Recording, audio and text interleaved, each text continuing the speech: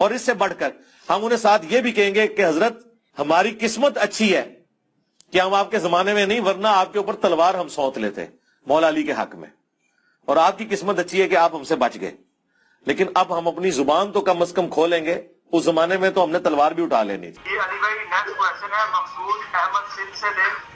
ایک کتاب ہے روا الطبرانی فی الکبیر میں لکھا ہے جب میرے صحابہ رضی اللہ تعالیٰ عنہ کی غلطیوں پر بات ہو تو خاموشی اختیار کرو۔ اس طرح کی کوئی روایت نہیں، اس طرح کی کوئی روایت جو ہے نا وہ کوئی بھی اصول محدثین کے اوپر ثابت نہیں ہے، اور بھی کافی ساری روایتیں یہ پیش کرتے ہیں۔ ہم زبانیں تو کھولیں گے۔ اور جب اس سے سوال کیا گیا کہ یہ حدیث ہے کہ نبی علیہ السلام نے فرمایا کہ جب میرے صحابہ کا ذکر کیا جائے تو رک جاؤ، یعنی جب اختلافی باتیں ہوں تو اپنی زبان کو جو ہے بند رکھو، کہتے نہیں کوئی اصول محدثین پہ ایسی کوئی روایت نہیں ہے۔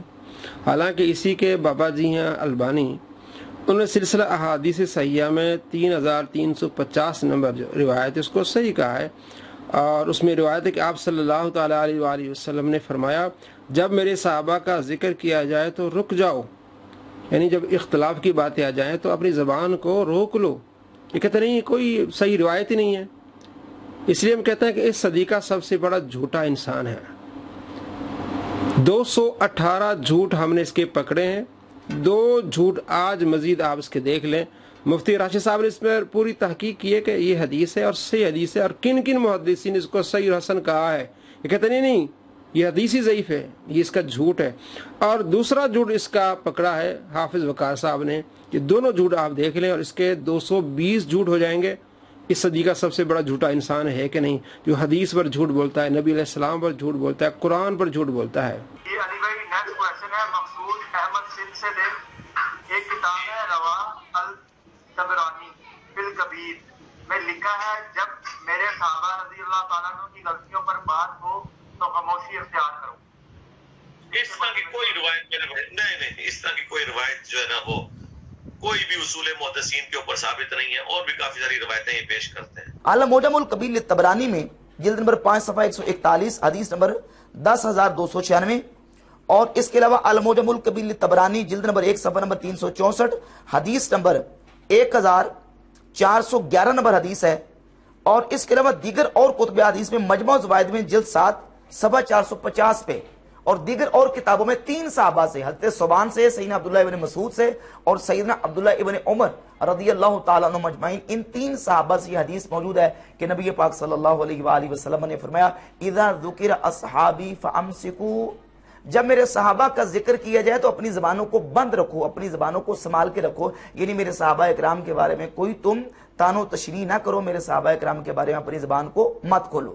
یہ حدیث اس کو امام ابن حجر اسقلانی نے فتح الباری شرح صحیح بخاری جلد نمبر 11 صفحہ 580 پہ حدیث نمبر 6595 کے تحت اس حدیث کو حسن قرار دیا۔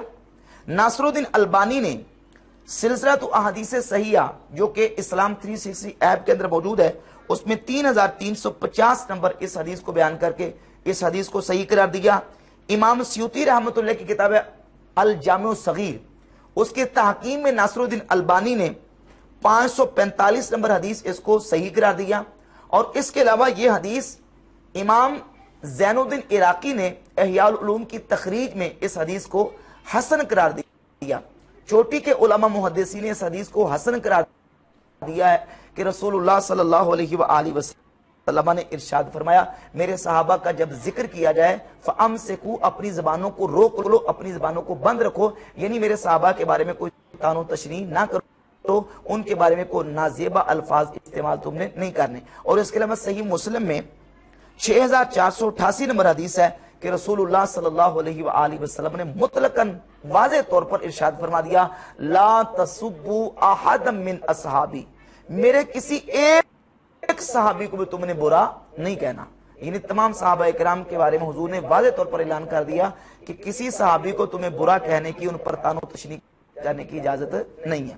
اور اس کے علاوہ جامع ترمذی میں 3871 نمبر حدیث ہے، اور فضائل الصحابہ میں امام احمد بن حنبل روایت نمبر 1 2 3 4 4 طرق اس کے بالکل فضائل الصحابہ کے ابتدا میں لے کے ہے، اور امام ابن حبان اپنی صحیح میں 7256 نمبر حدیث لے کے ہے کہ رسول اللہ صلی اللہ علیہ وآلہ وسلم نے فرمایا اللہ اللہ فی اصحابی لا تتخذوہم غرضا بعدی، میرے صحابہ کے بارے میں اللہ سے ڈر کے رہو، میرے صحابہ کے بارے میں اللہ سے ڈر کے رہنا، میرے بعد تو میرے صحابہ کو طعن و تشنیع کا نشانہ نہ بنا لینا۔ اس حدیث کو امام ترمذی نے حسن قرار دیا، اور اس کے علاوہ عبد الرحمن بن زیاد نے اس میں جو عبداللہ بن عبد الرحمن ہے ایک اس میں اس کی مطابقت موجود ہے، لہذا یہ روایت تعدد طرق کی بنیاد پہ بھی کم از کم درجہ حسن کی ہے، اور امام ترمذی نے اس حدیث کو حسن قرار دیا ہے، جس میں رسول اللہ صلی اللہ علیہ وسلم نے یہ واضح طور پر فرمایا کہ تم میرے صحابہ کے بارے میں طعن و تشنیع نہ کرنا، میرے بعد تم میرے صحابہ کو طعن و تشنیع کا نشانہ مت بنا لینا۔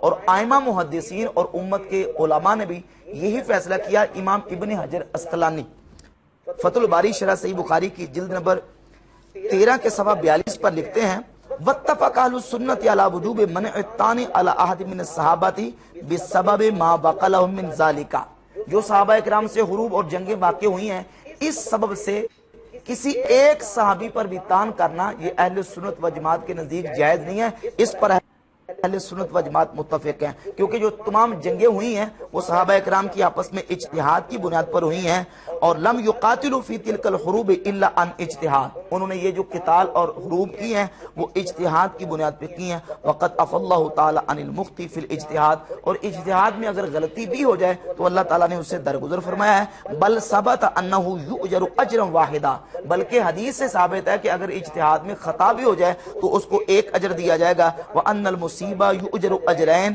اور جو اجتہاد میں درستگی کو پہنچنے والا ہے اس کو 2 اجر دیے جائیں گے۔ یہ امام ملا علی قاری کی کتاب ہے مرقات المفاتی مشکات المصابیح کی شرح، اس کی جلد نمبر 10 اور صفحہ نمبر 32 پر لکھتے ہیں کہ وَأَمَّا كَفُّ الْأَلْسِنَةِ عَنِ الطَّعْنِ فِيهِمْ، باقی رہے گی بات صحابہ کرام پر طعن کرنے کے بارے میں اپنی زبانوں کو بند رکھنا۔ فَإِنَّ كُلًّا مِّنْهُمْ مُجْتَہِدٌ، ہر صحابی مجتہد تھا۔ وَإِنْ كَانَ عَلِيٌّ رضی اللہ تعالی مصیباً، اگرچہ مولا علی مصیب تھے، اپنے اجتہاد میں درست تھے۔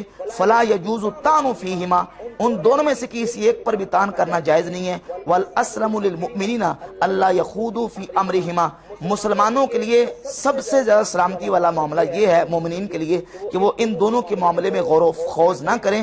قال عمر بن عبد العزیز، کیونکہ حضرت عمر بن عبد العزیز رحمہ اللہ نے فرمایا تلک دماء طہر اللہ ایدینا منہا فلا نلوث السنتنا بہا، فرماتے ہیں کہ وہ خون تھا، اللہ تعالیٰ نے ہمارے ہاتھوں کو اس سے محفوظ رکھا، تو ہم اپنی زبانوں کو ان کے خون میں کیوں، ان کے معاملات میں کیوں ڈالیں۔ اور امام نووی نے فرمایا کانا بعضهم مصیبا و بعضهم مخطئا معذورا فی الخطا، امام نووی فرماتے ہیں بعض صحابہ مصیب تھے اور بعض اجتہاد میں خطا کرنے والے تھے، معذور تھے۔ لأنہ کان بالاجتہاد والمجتہد اذا اخطا لا اسم علیہ، جب مجتہد اجتہاد میں خطا بھی کر جائے اس پر کوئی گناہ نہیں ہے۔ وکان علی رضی اللہ تعالیٰ عنہ هو المحق المصیب فی تلک الحروب، اور مولا علی ان تمام جگہوں میں حق پر تھے۔ ھذا مذہب اہل سنت، یہ ہے مذہب اہل سنت کا۔ اور امام نووی نے صحیح مسلم کی شرح جلد 15 صفحہ 149 پہ یہی بات بیان کی، اور امام عینی عمدۃ القاری شرح صحیح بخاری کی جلد نمبر 1 صفحہ نمبر 335 پر لکھتے ہیں والحق الذی علیہ اہل السنت، حق یہی ہے جس پر اہل سنت ہے۔ الامساک اما شجر بین صحابہ، کہ صحابہ اکرام کے درمیان جو اختلافات ہوئے اس میں اپنی زبانوں کو بند رکھا جائے۔ وحسن الظن بہم، اور ان کے بارے میں حسن ظن اختیار کیا جائے۔ والتاویل لہم، اور ان کے لیے تعویل اختیار کی جائے۔ وانہم مجتہدون متأولون لم یقصدوا معصیتا، وہ مجتہد تھے اور تعویل کرنے والے تھے، ان کا مقصود گناہ اور معصیت نہیں تھا۔ ولا محض دنیا، اور نہ محض دنیا کمانا مقصود تھا۔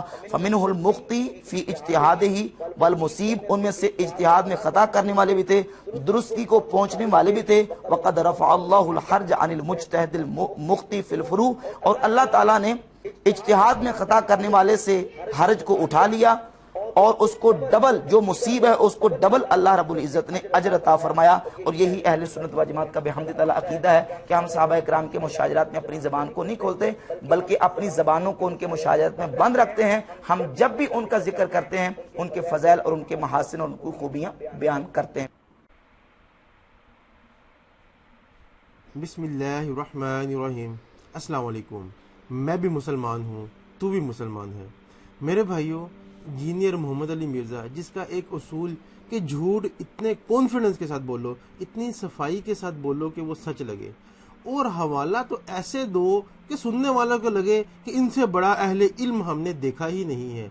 इतनी सफाई से, ढटाई से, कॉन्फिडेंस से झूठ जो है वो इंजीनियर अली मिर्ज़ा अभी बोल सकते हैं। इसकी मैं मिसाल दिखाता हूँ, ये सुने। इमाम बुखारी कहते हैं सबसे बेस्ट सनद ये है, इमाम बुखारी कहते हैं सबसे बेस्ट सनद ये है, इमाम बुखारी कहते हैं सबसे बेस्ट सनद ये है कि मैंने सुना अहमद बिन हम्बल से, अहमद बिन हम्बल ने सुना मोहम्मद बिन इदरीस अश-शाफ़ई से, उन्होंने सुना इमाम मालिक बिन अनस से, और उन्होंने सुना इमाम नाफे से, और नाफे ने अब्दुल्ला बिन उमर से, और अब्दुल्ला बिन उमर ने नबी अलैहिस्सलाम से। ये पूरी चेन। अस्तगफिरुल्लाह, क्या जनाब ने इल्म झाड़ा है कि जी इमाम बुखारी कहते हैं कि सबसे बेस्ट सनद वो है कि मैंने सुना इमाम अहमद बिन हम्बल से, उन्होंने सुना इमाम शाफी से, उन्होंने सुना इमाम मालिक से, उन्होंने सुना इमाम नाफे से, उन्होंने सुना अब्दुल्ला बिन उमर से, और उन्होंने सुना नबी पाक सल्लल्लाहु अलैहि वसल्लम से।